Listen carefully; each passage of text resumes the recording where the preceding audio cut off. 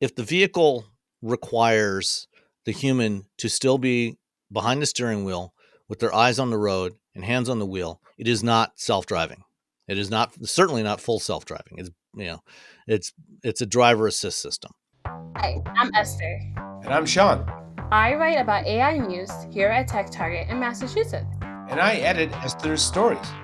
We're here to talk with tech experts about everything AI and ChatGPT. And don't forget about Google Bard. Whether it's who's ahead in the generative AI race, the metaverse, digital twins, or even the latest in autonomous vehicles, we've got it covered. Right, Sean? Yep, we've got it covered. Hello, everyone. Welcome to another episode of the Targeting AI podcast. Today, we're speaking to Sam Abuelsamid, Principal Research Analyst at Guidehouse Insight. Guidehouse is an intelligence advisory firm. Sam covers automated driving, mobility services, telematics, connectivity, cybersecurity, and advanced propulsion systems. Sam is a trained mechanical engineer and worked as an engineer for 17 years. He then worked as an automotive journalist before going into product and technology communications for a few automakers, and then stepping into his role as an analyst. Sam and I first connected nearly 2 years ago when I wrote about autonomous vehicles and different players in the market. Thank you, Sam, for joining us on today's show. My pleasure. Happy to be here with you. So, Sam, when everyone thinks of self-driving cars, the most common one that comes to mind is Tesla, right? Because it's so ubiquitous. And we'll talk about Tesla later in the show. But what would you say makes a car truly autonomous? And one more added question is part of this. And how do autonomous vehicles work? And we'll talk about safety problems associated with them later. But what are the main benefits of autonomous vehicles in the short and long term?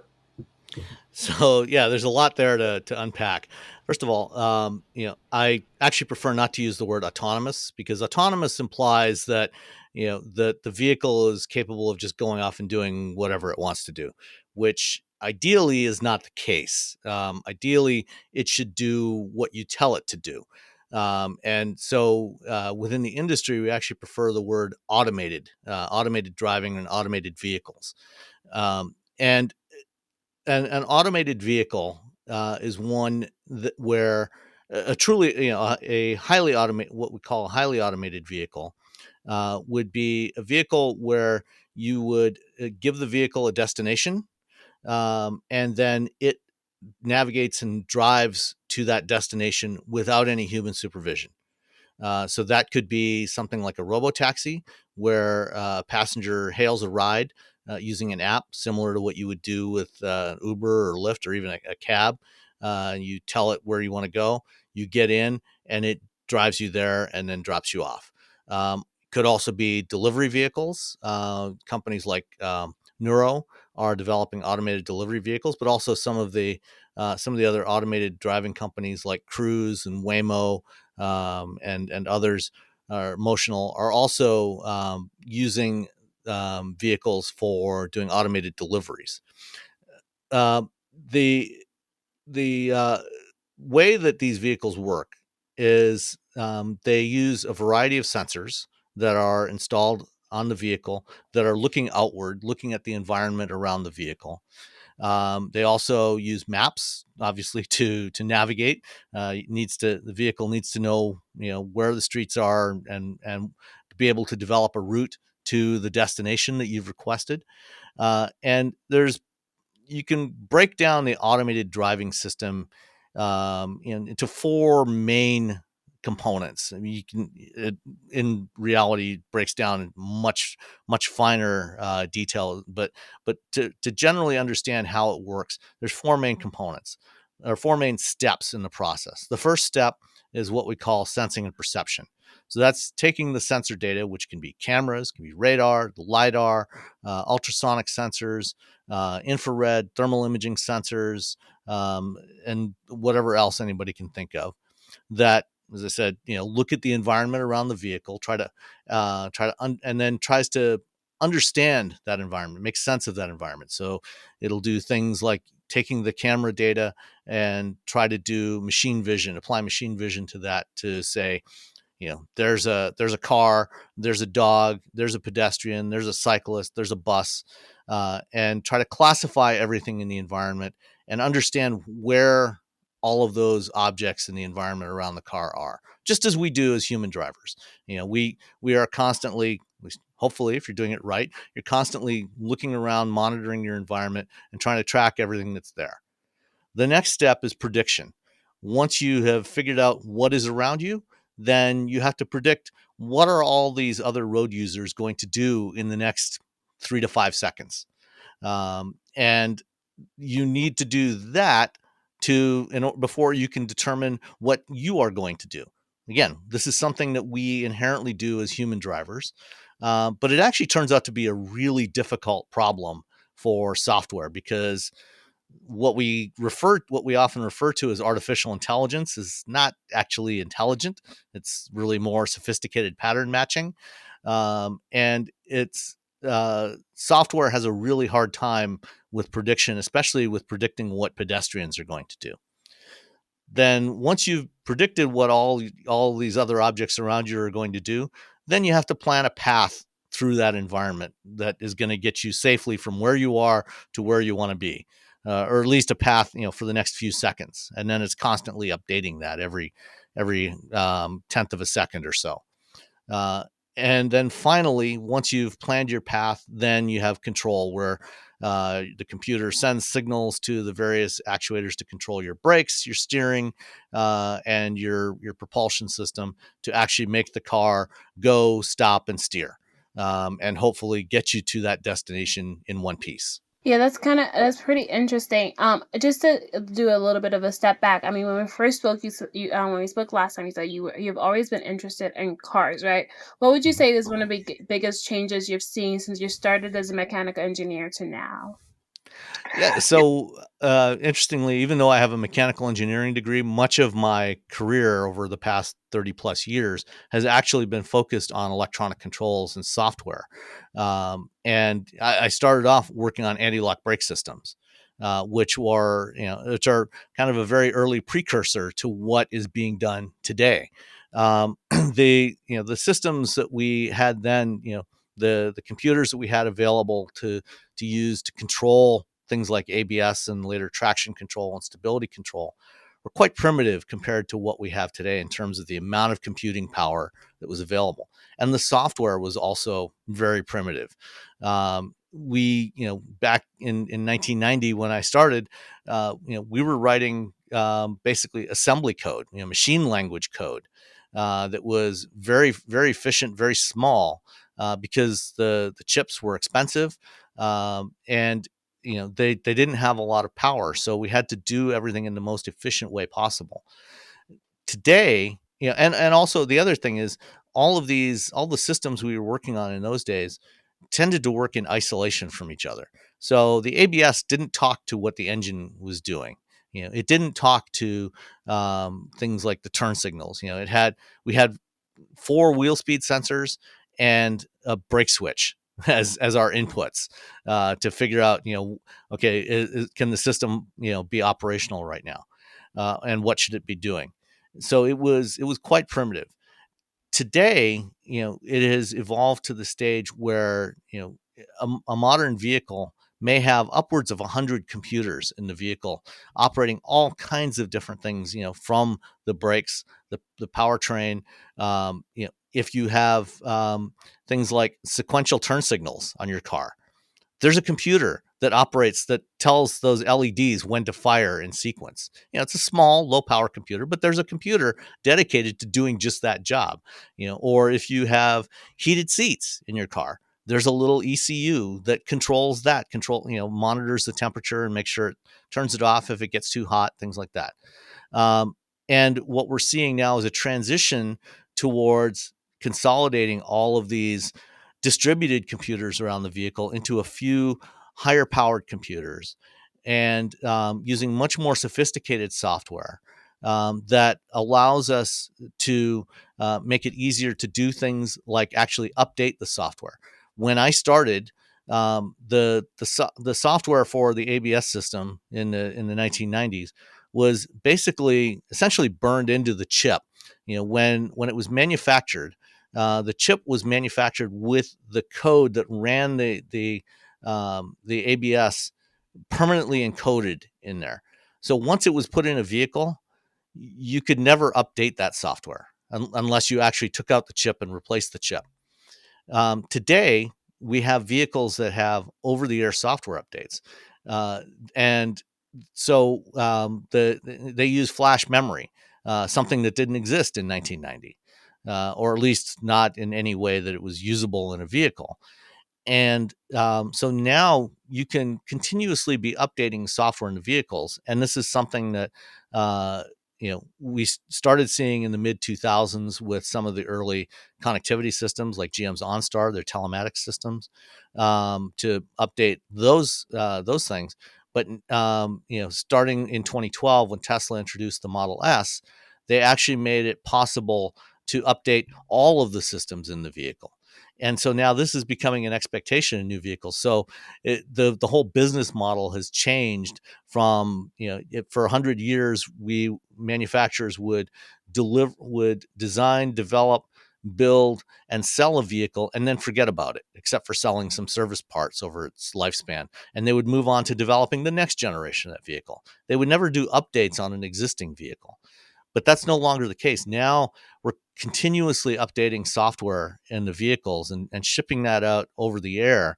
And that allows for the creation of new features to fix bugs, fix security issues, and add new capabilities to the vehicles long after the vehicle has been put, years after the vehicle's been put into service, right up until the time that the vehicle hardware reaches its end of life.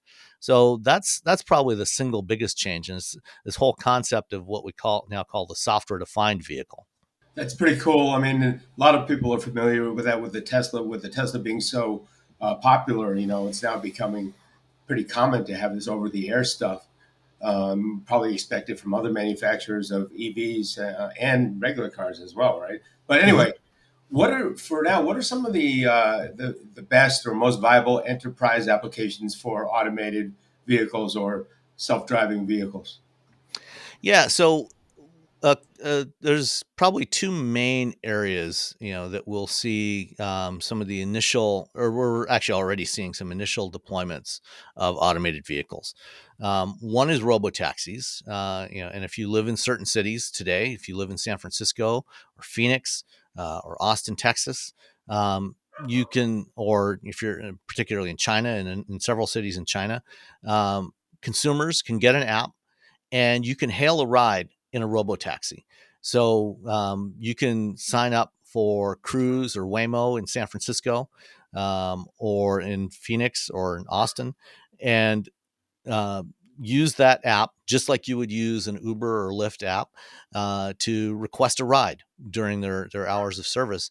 And a car will show up with nobody in there, no driver in there, and you get in the back seat, close the door, put on your seatbelt, and then hit start ride on the app, and the car will drive you to your destination that you requested. And that's pretty amazing. I've experienced this in a number of different cities now with different companies. I was just in Austin a few weeks ago and took a ride in a Cruise robo taxi. I've done it in San Francisco, and it's pretty wild. The other area is with automated trucking, long haul trucking. And one of the things around automated driving is this idea of what we call the operational design domain. So basically, it refers to where under what conditions can the system operate. Because one of the things that all of the systems that are out there today, they all have limitations. They cannot function under all conditions. They may be limited to certain roads, certain weather conditions, certain times of day, and for driving around a city, cities are very complicated environments to drive in, which is one of the reasons why many of these companies are focusing on cities, because they figure if we can make the car work in this really complex environment, then it should be able to work in most places. But there's also long haul trucking, to deliver freight. And that's a very different ODD or design domain, because you're talking generally relatively straight roads. You don't have intersections, you don't have pedestrians and cyclists, and it's long, driving, sometimes hundreds of miles at a time. And there's a real issue with trucking with a shortage of drivers. And there's also a lot of safety challenges. And human drivers, are limited in how many hours a day they're allowed to drive. And so, one of the areas they're trying to address with automation is long haul trucking. So, having a truck that can drive itself from one depot to another, just off the highway, for hundreds of miles without any oversight. And there's a number of companies, particularly in Texas, doing a lot of testing, but also in Nevada and elsewhere. Aurora Innovation, Waymo, Kodiak, and several others that are testing automated long haul trucks, which will be another interesting area where there's a potential for a real business. I know, like Sean mentioned, we are going to talk about I guess safety later on, but like, would you say of all the ones that you've mentioned, with obviously robo taxis, you have the long haul trucking, you mentioned obviously that being an issue with shortage of drivers. The drivers are still in the car though with the long haul trucking, right? I just want to clarify that. Today they are, yes, because they're Okay. still they're still in a testing and validation phase and R&D phase, really, in many cases. So there are safety operators in the truck, just as there are in many of the robo taxis. Not all of the robo taxis actually operate fully driverlessly. Most of them at this stage still have safety operators in there, and their role is to monitor, be ready to take control at any time if there's an issue. And in many cases, they will actually have two people in the vehicle. So you have one whose sole purpose, their sole role, is to sit there with their hands next to the steering wheel, keeping an eye on the road and being ready to grab the steering wheel at any moment or hit the brakes at any moment, if there's any sign of an issue. And then the other person who's often in the vehicle, their role is just to monitor the data. And if Mm. there's anything unusual or unexpected that happens, they can make a note of that, capture some of the data, and have that recorded, so that once the vehicle gets back to its depot, where they base these vehicles. One of the things they do with all of these test vehicles is they have huge banks of hard drives in the back, and they're recording many terabytes a day of data from all of these different sensors. So they're recording all the LiDAR sensors, all the radar, all the cameras, capturing all of that information. And then if anything out of the ordinary or anything unexpected happens, either with a new type of scenario that they haven't seen before, or something in the software goes wrong, they have that captured, and they've recorded when that happened. And then when the vehicle, whether it's a truck or a robo taxi, gets back to its depot, they offload all of that data into a data center. And anything that was marked, bookmarked as something they want to look at, they can feed that back into a simulation system and replay it, and rerun the software against that same scenario over and over and over again. And they add it to their test suite. And then as they make changes to the software, they can run it back against the same data. Because one of the big challenges with trying to develop this in the real world is the real world is infinitely variable. Hmm. You can have any combination of weather, lighting, road conditions, debris on the road, reactions of other drivers around you, pedestrians, as I said. And so trying to replicate, when any scenario that happens during testing, trying to make that exact same scenario happen again is nearly impossible. So capturing all the data of what the sensors saw when that originally happened, you can use that in a simulation, and then you can make changes to your software and run it against the exact same data and see if it behaves properly this time. And that's a critical part of trying to validate and ensure the safety of these systems. Sean was telling me a little bit of something before we started about the idea of what role does data privacy plays in something like this? Because you were talking about capturing data, right? Mhm. So how does that play out? That is a big question that is at this point still unanswered. We don't have any regulations around that. You know, um, you know, whether it's an automated vehicle or our personal vehicles, we increasingly have sensors on the outside of our vehicles that are looking out. Most new cars built in recent years have cameras on them. They certainly, everything built in the last half decade, it has at the very least a backup camera. Most new cars built in the last 7 or 8 years also have at least one forward facing camera. In many cases, they have multiple cameras that are constantly looking out, as part of driver assist systems, and then eventually as automated driving systems. Um, and for these test vehicles for automated driving, we're capturing way more data at much higher resolution. And uh, what the privacy, if you're, I guess, if you are out in public, if you're on the road, um, I think it's, you don't really, once you're in public, you can't really have any serious expectation of privacy anyway. Um, but these vehicles are capturing a lot of data. As they're driving down the road, if you're sitting out on your front porch, you know and one of these vehicles drives by, yeah, it's going to see you. It's going to capture you. Um, you know, to date, there that hasn't had any real impact. But there are some issues around this. For example, there have been recent reports of police agencies, wanting to subpoena data from some of these vehicles. Data, camera data that's been captured to, if there's a suspected crime, you know, and they, going to these companies and saying, hey, at this location at this time, if you had any vehicles that were driving by this area, we want the video from those vehicles. And that, is potentially a big problem. And this is a policy issue that we are going to have to address, sooner rather than later. Unfortunately, regulators are, politicians. Most politicians, certainly in the U.S. more so than in Europe. In Europe, they're much more concerned about data privacy up to a point.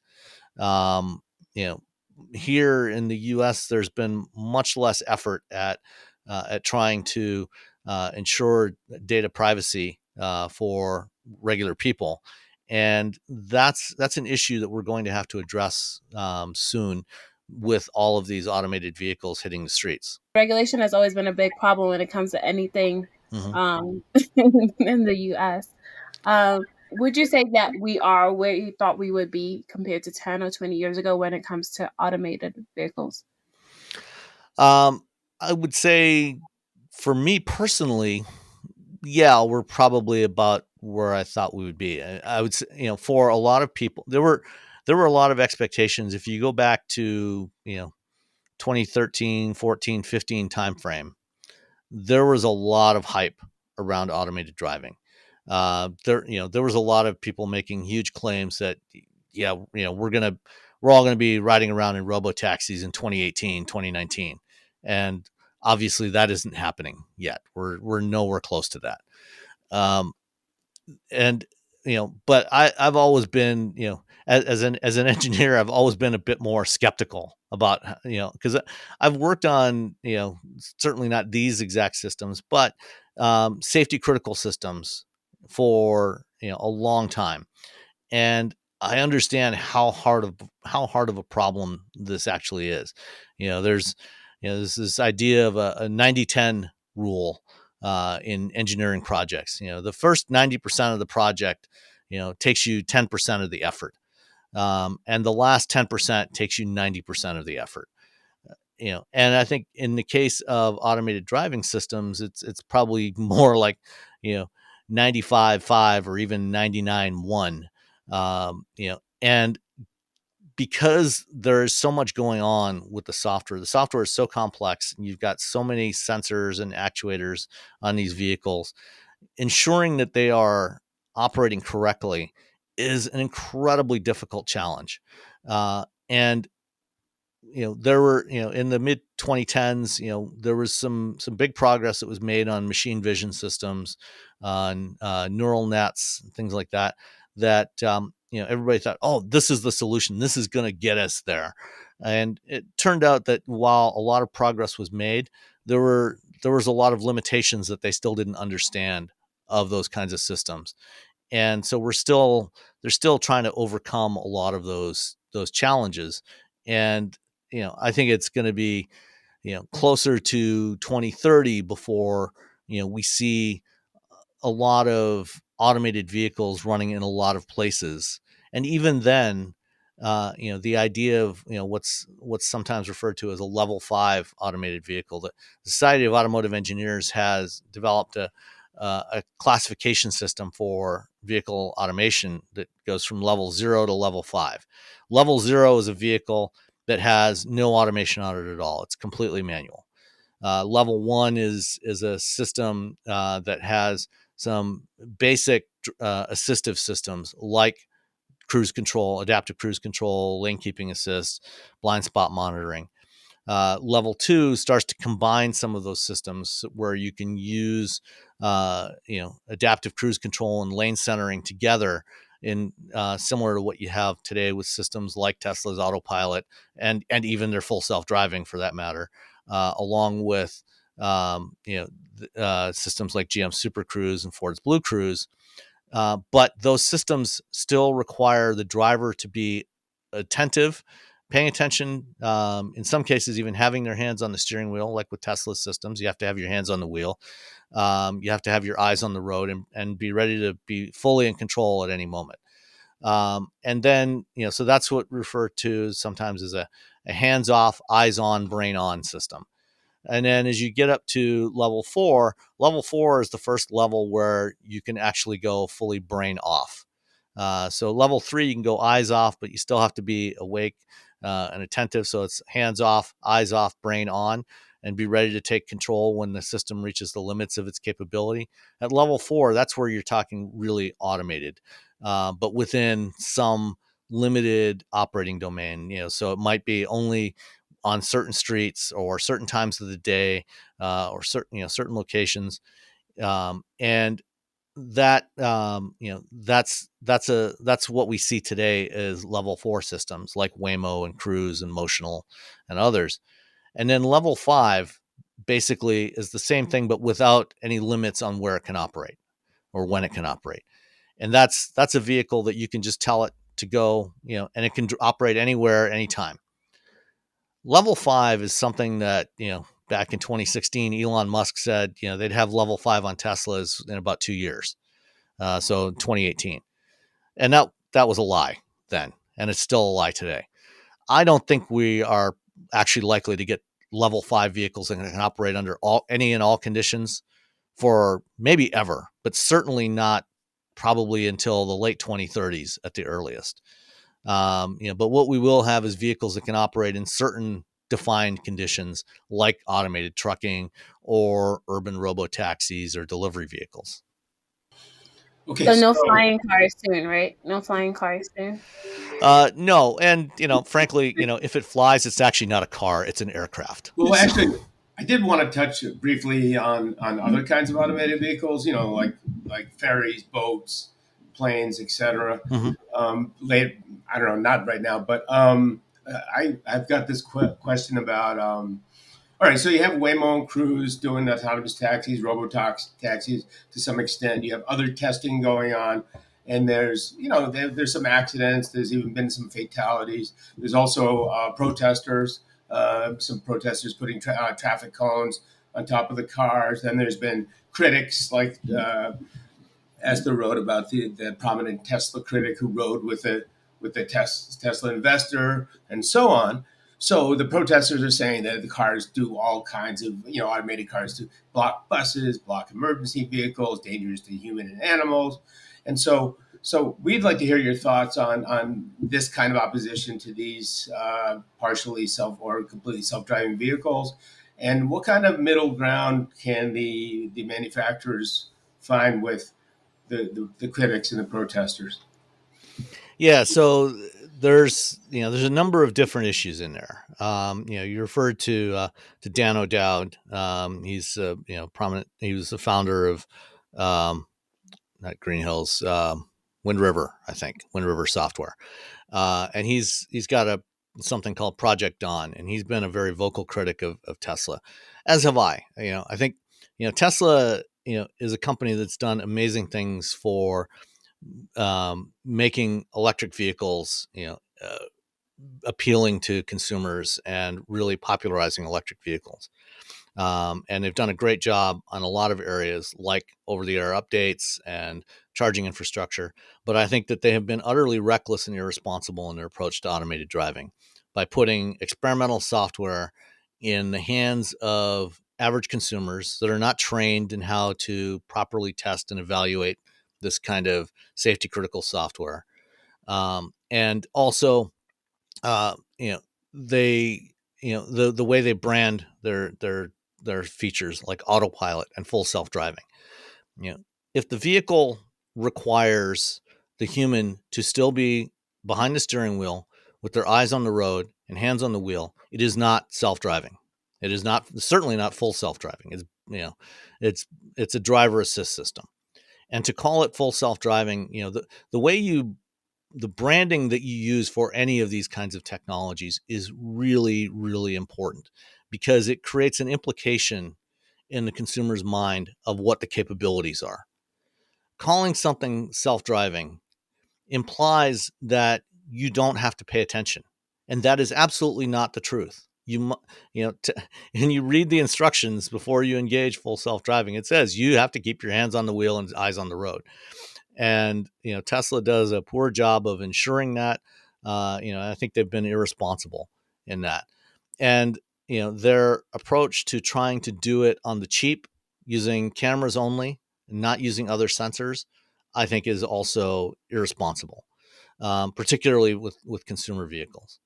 But even looking at the other companies like Cruise and Waymo and Zoox and Motional and others that are using multiple types of sensors. I mean, part of the reason why they're using multiple kinds of sensors is to they need the idea of redundancy and diversity. Traditionally in automotive systems, because cost has always been a concern, for any types of features that we put in the vehicle, we've traditionally not had redundancy in there. The redundancy has been the human driver. For example, when I worked on ABS systems, if we had a wheel speed sensor fail and the ABS couldn't function, we turn on a light, and this is what's known as a fail-safe system. So in a fail-safe system, the system has to be able to detect a problem and then indicate to the driver, yeah, I've detected an issue and the system can't function right now. So you're in full control. So you turn on the light and the driver knows, okay, my ABS isn't working. So I have to be more careful about how I modulate the brakes. Or, your power steering fails. The driver can still steer the vehicle. You just have to put more effort into turning the wheel, but you can still steer and control the vehicle. That's a fail-safe system. What for automated systems where there is no expectation of a human taking over, or there may not even be a human in the vehicle, like for example I referred earlier to Neuro. They make these smaller automated delivery vehicles. They are not designed to carry people. There is no one in that vehicle. It can't accommodate passengers. It's only for carrying packages and groceries and things like that. Those kinds of systems have to be what's known as fail operational. So first they have to detect if there's a failure, if a sensor goes bad, and then then it has to have a backup system that can still control the vehicle, even if it's in a reduced capability, until it can get to a safe place and stop. And what Tesla has done, and this is one of the many criticisms that O'Dowd and I also have of Tesla, is they're trying to rely on just a single type of sensor, cameras, and that's not adequate. You can't get fail operational capability with that because, for example, you're driving down the road. If a bird decides that it needs to relieve itself and plops right on your windshield, right where the camera is. Or you're driving in wintertime and you get salt spray on your windshield that windshield wipers can't get off. Then those cameras are obscured and the system becomes inoperative. But there's no redundant system. There's no backup system. Also, cameras are great for doing image recognition, because you have a very rich set of data that the camera sees, and you can use the camera data to classify the objects that the camera sees, and try to discriminate between pedestrians and other vehicles or animals. But if you are driving directly into towards the sun in the early morning or in the evening, then oftentimes that camera, the forward-looking camera, can be completely blinded. And I've experienced this with some of the current systems that are on the market, like Nissan's ProPilot Assist, where the system can't function if you're driving down the highway directly into the sun, early in the morning. It says, sorry, camera can't see, so the system can't function right now. So this is why you also have other types of sensors. This is why you also use radar, why you use LiDAR, because each of these has different capabilities and different strengths and weaknesses, and they have some overlap, but they can provide that redundancy that you need to operate safely.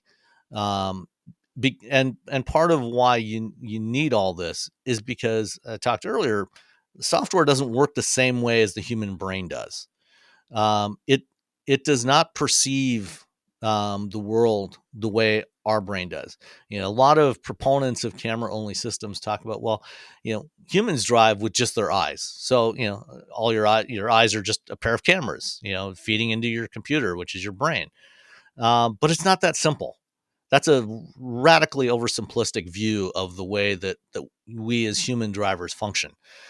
We as humans, our brain processes information very differently. We also use more than our eyes. We use our ears. We use our sense of touch. The feedback in the steering wheel, the feedback, through our backside, as we're turning. So we have these other senses that we also use, and like I said, our brain, and from the time we're infants, we human infants can recognize and distinguish a human face from other things, um, because of the way our brains function. And software and computers do not function in the same way as the human brain. They can do a lot of things incredibly fast, way faster than a human can, but they do it in a very different way. And it's simply not reliable enough today. So you do have to use these other inputs to try to create, that work together to try to create an understanding, if you will, of the world around the vehicle. What about these what's it called, because you're talking about, okay, Tesla, there's kind of their own problem, but also with Waymo and Cruise, I don't know if you saw the protest on Twitter Oh of yeah, the people cones. putting the phone Yeah, on top of the yeah. cars. Like, obviously, speaking of humans being different from the automated vehicles, there's a way that humans have found a way to get around them. What do you think is their main grief, so to speak, these protesters, and is there a way to get around it so that they're more accepted or more receptive to uh, these vehicles? Yeah, so the big complaint, and this is especially true in San Francisco, where currently there's more of these vehicles than anywhere else, probably anywhere in the world. You've got at least a couple of hundred Cruise vehicles, a couple of hundred Waymo vehicles. You've got Zoox vehicles and others in San Francisco, and because these systems are not yet functioning at the level that a human driver functions at, uh, they sometimes will just stop in the middle of a road, or they encounter situations that they don't understand. And I talked about the software not functioning the same way as humans. It's one of the problems is it's not as adaptive as the human brain. When we encounter a road blockage, We look, okay, we see there's roadblocks here. There's a parade happening, and there's a roadblock there, and there's a police officer, guiding, giving traffic directions. Said, okay, you have to go that way, or go that way. Um, we know what to do. We can understand. We see somebody signaling with their hands, and we can understand that nonverbal communications. Or even if the officer, or whoever's guiding traffic, walks up and talks to you, we have other ways of communicating and getting data. And so far, these automated vehicles do not. Waymo and Cruise both have microphones on the outside of their vehicle that are designed to detect, for example, sirens from emergency vehicles. And there's, when they detect that, they're supposed to pull over to a safe space and stop. And recently I was in San Francisco and rode in a Waymo vehicle, and that happened. There was a fire truck that was going by with its sirens, and the vehicle pulled over and waited for the fire truck to pass, and then continued on its way. So some of that is there, some of it works, but it's still not adaptable enough in terms of how these vehicles interact with humans, or things that they weren't programmed to expect. And sometimes, they just get confused and they stop, and they'll stop in the middle of the street. There's been a couple of different incidents, with Cruise vehicles, where a cluster of 8 or 10 or 12 of them will stop on one block and completely block traffic.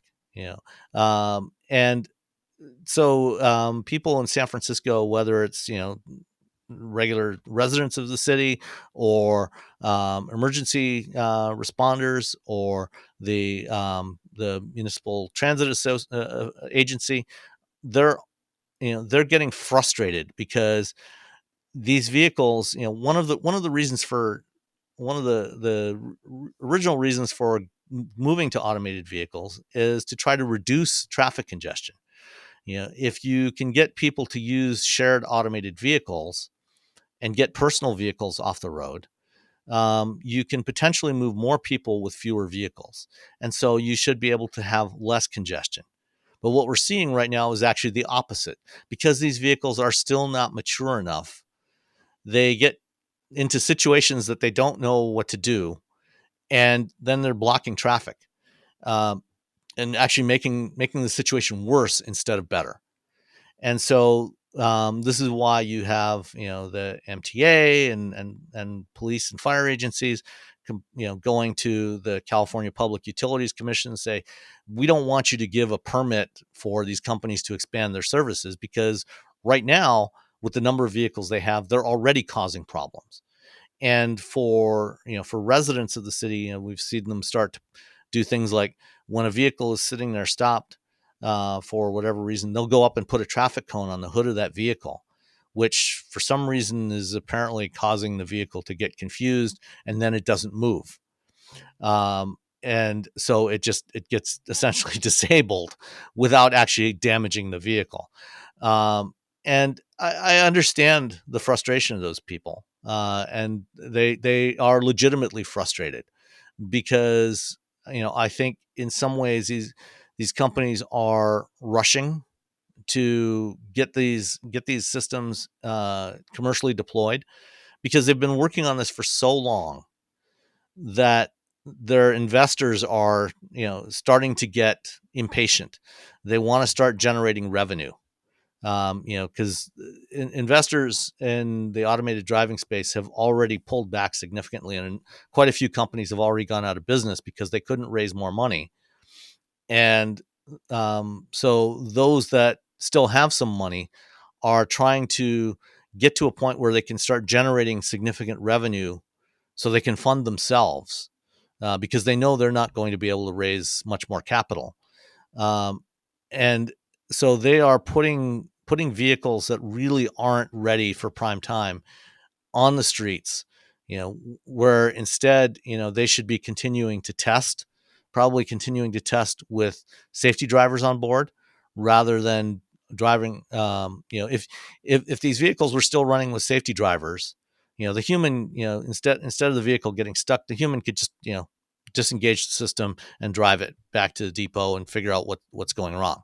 But because in many of these cases where they're getting stuck, these are vehicles that don't have anybody on board, and that's a real issue, because they are being remotely monitored, and they also have systems to enable somebody to remotely provide directions to the vehicle and tell it, okay, you need to go here. But that, for whatever reason, that's not always working.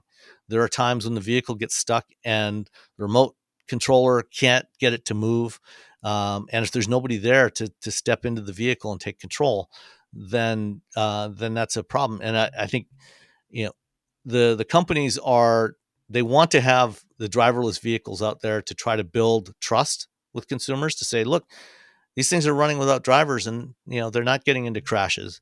But they're also they're also having other issues, which is working against them.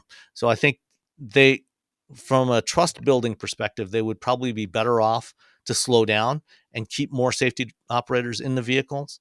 But that kind of works against that. And certainly from a business standpoint, if you still have to have somebody in the vehicle, that adds a lot of cost.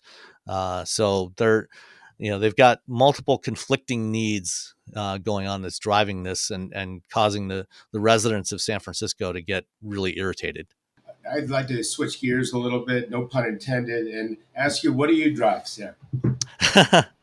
I am in the fortunate position of, I get to drive a lot of different vehicles from different manufacturers to evaluate them, as part of my job, to learn about the technologies that are in the vehicles, and to review them and talk about them. But the personal vehicles we have in our garage, we have a 2017 Honda Civic that is my wife's main car that she drives, and I have a 1990 Mazda Miata.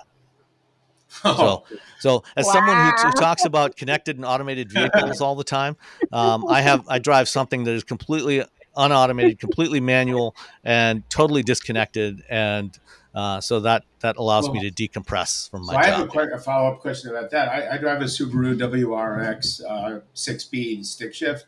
Any chance that could be automated anytime soon? Just The kidding. vehicle you have, or Yes, the the vehicle W. I have. No, I Yeah, don't want it automated. I yeah. like driving. I like a stick shift.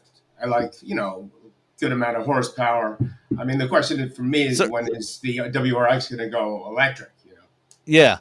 So, I mean, Subaru is a smaller company. They're moving a little more slowly. They have one electric vehicle in the market today, the Solterra. I think they'll probably be a little while before something like the WRX, No, there is an goes electric. STI under development, an electric STI, I think. Yeah.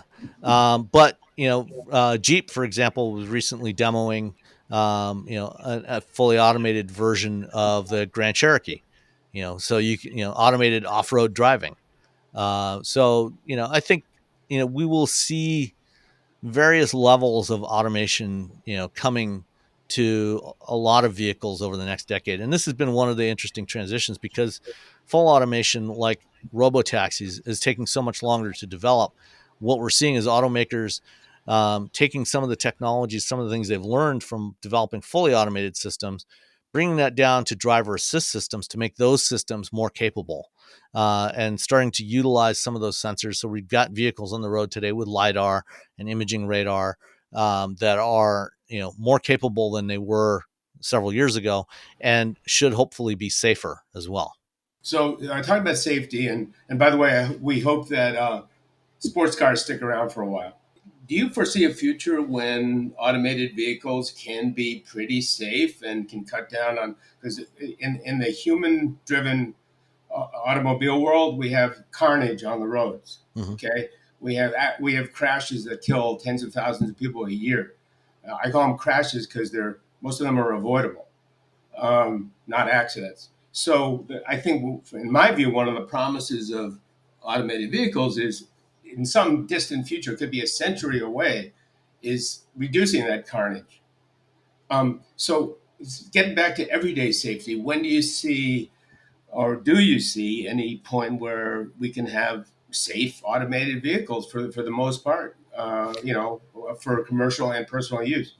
Yeah, I think we will in the coming years start to see some improvements in safety based on the technology we've been developing for automated driving. I think that we we're we will start to see the benefits of that over the next several years. Recently, the National Highway Traffic Safety Administration issued a rulemaking notice of proposed rulemaking to enhance automatic emergency braking systems, because the systems that are in the market today are really not very good. Most of them are based just on camera. They don't really work at nighttime. They don't work at higher speeds. They're very limited in their capability, and so they want to enhance those systems. And so I think one of the ways that's going to happen is by taking some of the technology from automated driving and bringing that into mainstream vehicles. And some of that's already happening. As I mentioned, LiDAR and imaging radar, infrared sensors. So I think even without fully automated vehicles, we will get some benefits there that should have a significant impact on safety. You mentioned, tens of thousands of people dying every year, and that is unacceptable. But we also need some perspective on that, a little bit of context. Driving is something that we do a lot of. And you often hear, the misquoted statistic of 94% of crashes are caused by human error. And that's only partially true. Human error is a factor, and it's usually the last factor in a chain of events that leads to a crash. And by the time the human has made the error, it's usually too late for them to do anything anyway. You need to fix the problem further upstream. The reality is, yes, 42,000 people a year, died in the last couple of years on American roads, but we drive 3.2 trillion miles a year. That's trillion with a T in the United States. And we have about 6.5 million crashes, which is about one crash every 500,000 miles. If the average person drives 15,000 miles a year, your probability of being in a crash is about once every 30 years. So, given that, most people will crash once every 30 years, the reality is we're actually pretty good at this. Yes, we are a major factor in most crashes, but most of the time we don't make mistakes that cause crashes. Most of the time we are able to avoid them. The vast majority of the time we are able to avoid them. And the reason I bring this up is that means that there's actually an incredibly high bar for a fully automated system to be better than a human driver. We have not reached that bar yet. I think eventually we will. I think there's a time at some point in the indeterminate future when we will get there. But I think between now and then, I think that we can take a lot of what has been learned in the last decade, and we can make a significant dent in that 40,000 fatalities a year. We've made enormous progress in the last 50, 60 years with safety. The fatality rate, per 100 million miles driven has dropped by, almost 80%, since the 1960s. And a lot of that is due to vehicles themselves being safer. We've got people using seatbelts. We've got airbags. Vehicle structures are better. And the next step is active safety. To avoid the crash. Most of that is reducing the chance of injury or death in a crash. But now the next step is active safety to reduce the number of crashes themselves. So moving further and further up the chain. And so I think this is where this technology will benefit us, even when we are still, as humans, the primary drivers. We will be augmented by these sensors that let us know, that can help intervene before we get to the stage where the human error can become a factor. Um, This has been such a good podcast. I'm so glad and I'm so grateful that you came and you spoke with us. I just wondered if you can, as kind of like a final question, you've spoken a little bit about some of the regulatory measures, but can you just speak maybe just quickly about what regulatory measures we're seeing when it comes to automated vehicles and AI? So far, there's actually been shockingly little. In some states like California, the companies that are testing this technology, have to pay a nominal fee to get a permit to test on the roads, and they have to submit some data about crashes and disengagements. When a human safety operator took over, but that's pretty trivial. They so far have not been really required to share any of their test data, and there's nothing at a federal level. And in most states, in a lot of states like Nevada and Arizona and Texas, which is why a lot of the testing is happening there, there's almost nothing, in terms of reporting requirements. I think that the National Highway Traffic Safety Administration has been negligent in not doing more to require sharing of data from these vehicles, from these test vehicles, to better understand, to build an understanding of how these things function and what they can potentially monitor. I think ultimately, at a minimum, what we need is the electronic equivalent of what we have to do as humans to get a driver's license. As a human, you go into the DMV, first thing you do is you take a vision test, prove you can see and you can recognize what different traffic signals are. And then you have to go out on the road and prove that you understand the rules of the road and know the basics of how to operate a vehicle. And frankly, in the U.S., we are woefully un, you know weak in that area as well. For example, in most of Europe, you have to be 18 to get a driver's license, and the training requirements are much more stringent. Here it's pretty trivial. But I think we need, at a bare minimum, the equivalent of that for automated vehicles. You need some regulations about that demonstrate that a vehicle can see, the equivalent of a vision test. The sensors can see in a wide variety of conditions and can properly recognize the things that they need to recognize, and then that they can operate safely. A road test. So a vision test, written test and a road test, as at a bare minimum, and we don't even have that today. So I think that's a starting point, but I think we probably need much more than that. But we don't have time to get into all of that today. Thanks, Sam. That was great. You've forgotten more than most experts know about autonomous vehicles, and it's unbelievable how much ground you cover in your Well, it's analysis. been over 15 years since I had my first ride in an automated vehicle at CES in 2008. I rode in the Chevy Tahoe that won the DARPA Urban Challenge, and I've ridden in many different vehicles over the last 15 years, and talked to a lot of people, and And you're still here a lot of safely people a to lot speak smarter with than us. me. And you're still here to speak with us. Like That's right. you Yeah, haven't gotten hurt. yeah. Did you have to wear a helmet in some of those vehicles, or I No, don't know? no, didn't No, have you to wear a didn't. helmet or anything. No. But anyway, The so only time I've had to wear a helmet is in human-driven vehicles. right.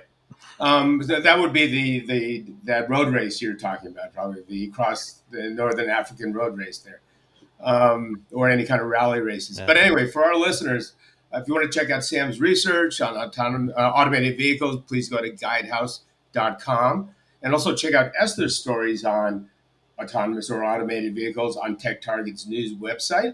Thanks for joining us, and talk to you next year, probably. We hope. All right, it's been my pleasure. Thanks for listening to today's podcast. Please remember to share on your favorite social media platform and leave a review. For more on today's topic, please check out the Tech Target news website.